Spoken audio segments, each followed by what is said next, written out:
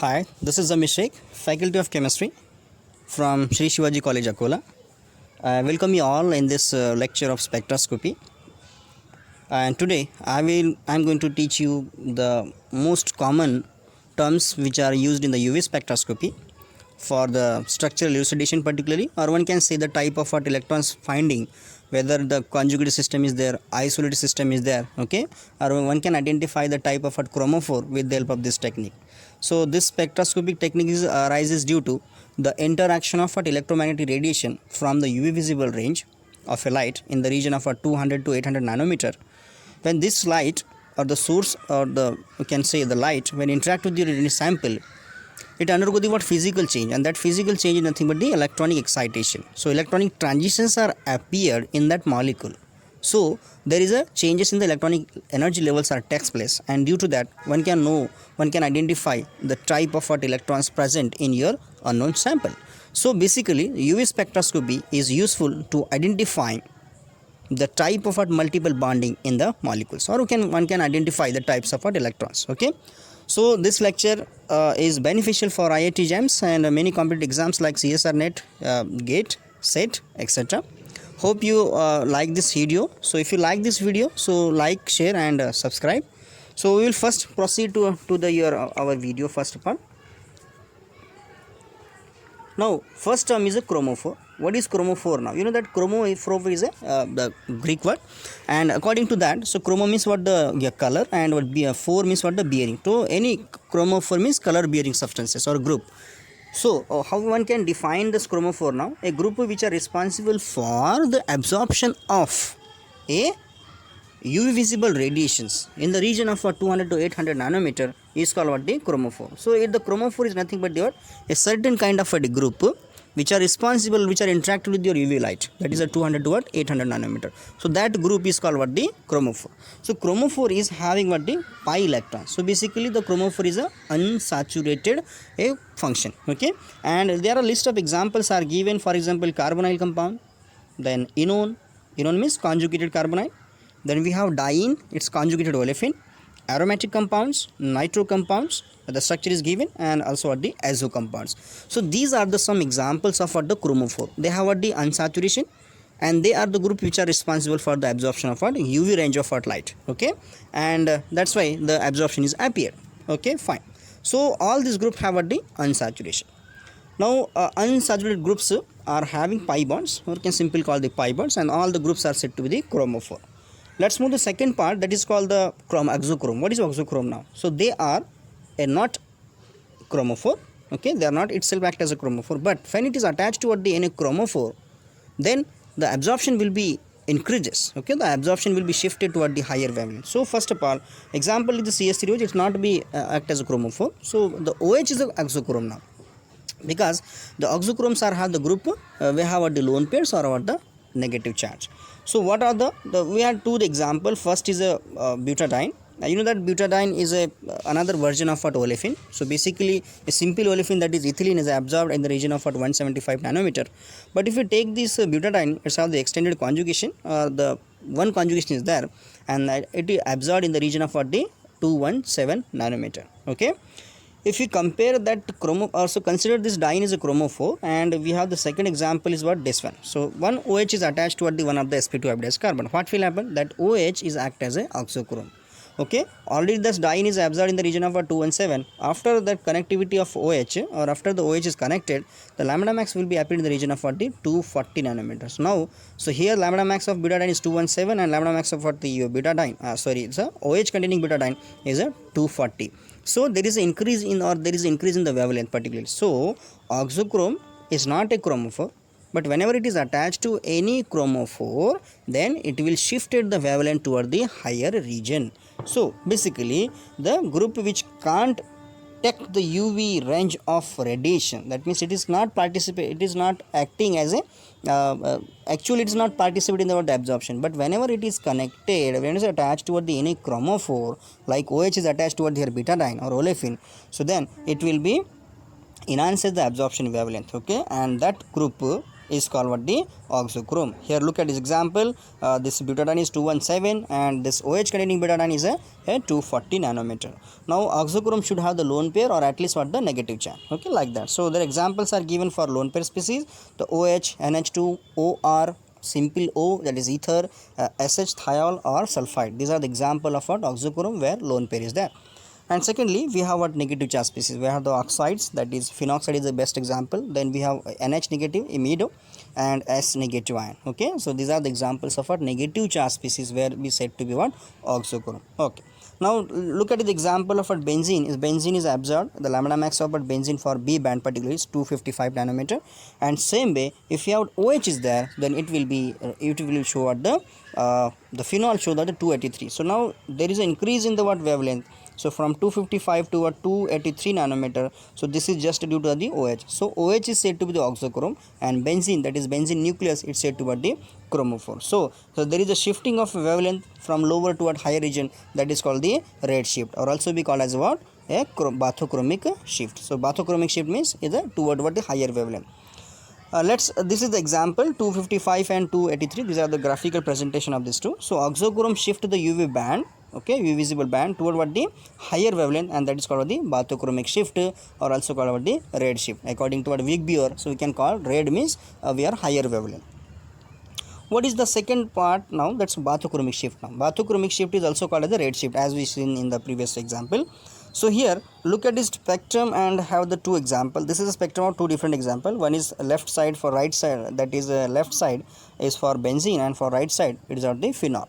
So look at the example. So benzene shows the lambda max as 255. This is 255 and this one showed the other 283 nanometer.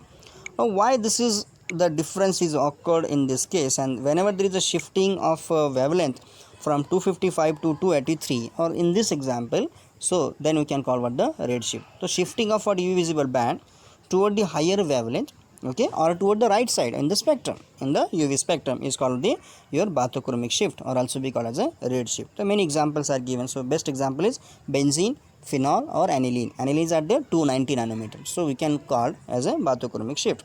What is hypsochromic shift now? It is a reverse to that of your red shift or bathochromic shift. So where hypso means what? So look at these three example, that is first is benzene, second is phenol, and third is your aniline. Now this NH2 and OH are electron releasing group. NH2 is releasing very fastly than what the OH, that's why less electronegative element donate fast electron, that's why NH2 or aniline show what the higher wavelength than what your phenol and then what your benzene. So likewise you can explain this thing. So what exactly that hypsochromic now? When anilines are acidified, it will be converted to what the anilinium ion. So now the NH2 is a releasing group, will be converted to what electron withdrawing group. Okay, NH3 plus is electron withdrawing group now. Okay, because of deficiency. So the lambda max, look at this lambda max of what aniline and look at the lambda max of what anilinium ion. So it becomes 290 and it becomes 251. So decrease or lowering of what the lambda max to or toward the left side of the spectrum is called the hypsochromic shift. And why this is appeared now? Why this is appeared? Or so you know that the main simple concept is that due to so we can differentiate these two. Okay, so hypsochromic means decrease in wavelength now particularly. Okay, look at this example and look at the spectrum of what these two. So this is the graphical presentation of what anilinium ion as well as what so there should be a your salt is there, that is X negative. You can take this one. So here this will be this will be appeared in the 251 and this will be what the 290. Okay, so here so there will be a shifting of what the peak is there. Okay, and this is due to the hypsochromic one. So here the shift in the what the band toward the lower wavelength or the left side in the UV spectrum, that is called what the blue shift, or also be called as what the hypsochromic shift. Best example is aniline and anilinium ion. Okay. Now if we compare with respect to that wavelength now, so here, so this is the actual presentation of what your UV spectrum, and here at this side, at the right side, so there will be increase in wavelength, and at the left side there will be decrease in the wavelength. So at the right side one can call the bathochromic shift, or also called the red shift, while in the left side it is also called the hypsochromic shift or a blue shift. Okay. Now third one is a hyperchromic and hypsochromic. Sorry, hyperchromic and hypo. So hyper and hypo These are the terms where we can mention for what the less or more. So hyper means always more, okay, and the hypo means what the less now. So these two terms are regarding what the intensity. Now how one can identify it? So decrease in the intensity in the UV visible band. So decrease in the intensity of UV visible band, so is called the hypo. Hypo means less, okay, or increase in the intensity of the UV visible band is called the hyper. Hyper means more. So according to the intensity we can like this one. So here this is the spectrum with respect to this is your lambda max, okay. Here this is called what the hyper, where the more intensity, and this is hypo, that is what the less intensity. So based on that we can simply call these are the hyper and hypo. Now if we combine all these four terms, then we will get this type of the spectrum, okay. So here the red regions at the right side, it's a for wavelength, the higher wavelength. Red on the left side, that is called the hypso, which is the less wavelength, or the lower less is not lower wavelength. Now yellow region is at the what higher and again what lower, more intense and less intense, okay. So the hypso means hypo means what the less intense, and more the hyper means what the more intense. So increase in intensity with respect to that we can call the hyper. Decrease in intensity hypo. Increase in wavelength batho, okay, and then lowering of wavelength, then it's called the hypso. Okay, let's move to the another point. So we are finished the some points for that. If you compare the example here, the lambda max particularly for what increase, if the lambda max increases, then it should be the bathochromic shift, and when the Emax is increased, that is energy or intensity is increased, that is called the what the hyper. So now we will move to the some example, that is crotonaldehyde. This is an example. Crotonaldehyde is a aliphatic conjugated aldehyde. So it shows the two types of a transition, pi to pi star and what the n to pi star, and based on that we are have two different solvent. One is a non-polar, that is isooctane, and is polar is a ethanol. So pi to pi star transitions are appeared in the region of a 214, and in ethanol it's a 220. So increase in wavelength, so it's called the bathochromic shift. Emax for that same is 4.20 and 4.17, so there should be decrease in the what Emax, so it is called what the hypo. For N2 pi star, it becomes a 329 in the isooctane or non-polar solvent, while 322 in the ethanol. So there is what the decrease in wavelength, so we can call what the hypsochromic. So same way the log of Emax is given 1.39 and 1.4. So here intensity is increases, so it is called what the hyper. So based on that we can identify the type of what the effect is there, okay. This one. Now what are the types of bands in the UV spectrum? One is called the for ketone, there are two types of bands are there. One is called the K band, second is called the what R band. So the K band is due to for the pi to pi star, and the R band is due to what the N to pi star, okay. So in aromatic compounds here, so there are three types of what bands are there: E1, B band, and what the E2 band, okay, for aromatic compounds specially. So E1 is nothing but the eclipsed or ethylenic type of what band. B is a benzoid band, and E2 is a K band, okay. And you know that, so this is the peak for what carbonyl. So pi to pi star, the K band is responsible for the pi to pi star transition, and R band is responsible for what the N to pi star transition. For aromatic regions, so there are three different bands are there: E1, E2, and what the your B band. So E1 is the most intense but less wavelength, lower wavelength. Then E2, then what B band. So 180, 204, and 255. So B band, look at this B band. So it is like a splitted type of the peak now. So fine splitting of what the B band is a characteristic feature of what aromatic chromophore. A fine splitting of the B band is a characteristic features of what the aromatic chromophore, and from that you can simply conclude that the lambda max of what B band is highest, okay, and the intensity of B bands is lowest. So this is the energy content and what the lambda max for what the three bands, okay. This one. Now the most important part is factors which are influencing on the position of what the UV band. First is the nature of chromophore also decide the position. Second is oxochrome, that is what type of the oxochromes are there, like the example is benzene, phenol, and aniline. Third example is length of conjugation. Conjugation increases what, then the lambda max is also increases. Nature of what substituents, what type of the substituents are there, which type of electron releasing groups are there, sigma, pi, or non-bonding. The nature of what solvent and crowding at the what chromophore. So every one point is very essential, particularly to decide the position of what the band. So one can find first of all this one. So in that for carbonyl, So these are the wavelengths are appeared, that is for pi 2 pi star and n 2 pi star. For enone, pi 2 pi star and what n 2 pi stars are appear, because enone is conjugation, so conjugation increases, wavelength also increases. Diene 217 220, aromatic compounds E1 180, E2 204 and B is a 255. So this chromophore decide the position, okay, first one. Now second is oxochrome. Oxochrome nothing but the what, if the increases, so just oxochrome increases the what, the lambda max, you know that already we are seen in the some slides.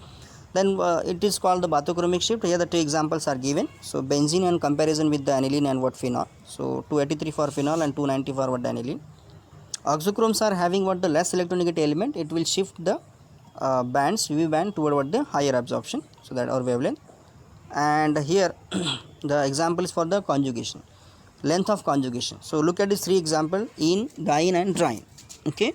So 1 pi bond, 2 pi bond and 3 pi bond. So wavelength is given 165, 217 and 245. So simply we are simply say that key increases in conjugation, wavelength also increases. What happened with this now? This is the actual picture of what, ethylene, where the two electrons are there. So pi is a homo, pi star is a LUMO. So electron will be jumped, or electron will be transferred from the pi to what, another pi. And here this is forward butadiene. So psi 2 or pi 2 will be the homo, pi 3 star will be LUMO. Electron will be transferred from what, psi 2 to pi 2 to pi 3. And this example for the trine, where the pi 3 is a homo and pi 4 star is a LUMO.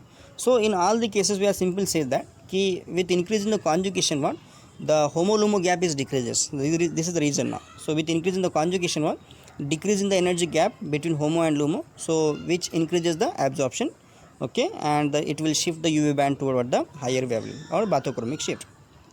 So now let's move to the what type of what substituents now. Here the substituents are having three different types of, maybe the sigma electron system, maybe pi system, or maybe non-bonding. You know that electron releasing tendency should be like this. Non-bonding will be released first, then pi, then what, the sigma.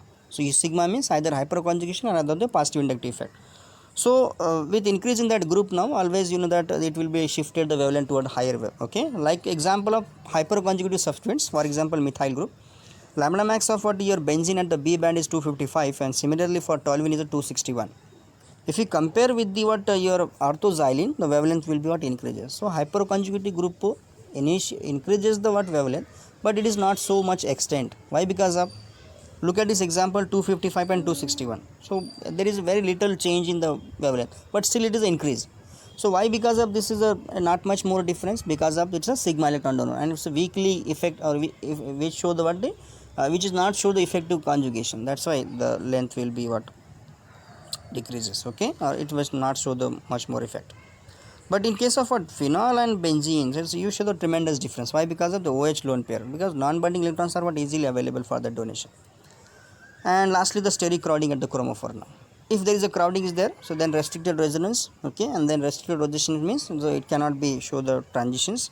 And example is stilbene, cis stilbene and trans stilbene. This is cis one and this is trans one. Look at this example here. In cis there is a crowding is given, but in trans it's a free. So from that lambda max of what, cis is a 280 and while lambda max for the trans is a 295. So 15 is different. And look at this energy gap. Here energy gap is what, the more, that's why transition will be required more energy, and here the energy gap is less, required the less energy. So from that we can simply conclude that if the crowding is there, okay, so there will be restricted resonances are there, and that's why it requires the more and more energy, so the wavelength will be less. And for this one it's a free molecule, so it can easily do the transitions, and that's why the lambda max of a trans is more than the lambda max of the cis. Okay, this is all about the actual the factors which are responsible for the position of UV band and the terms which are used in the UV spectroscopy. Okay, this is a very systematically arranged and all this way. Okay, so if you like this video, like, share and subscribe. So thank you.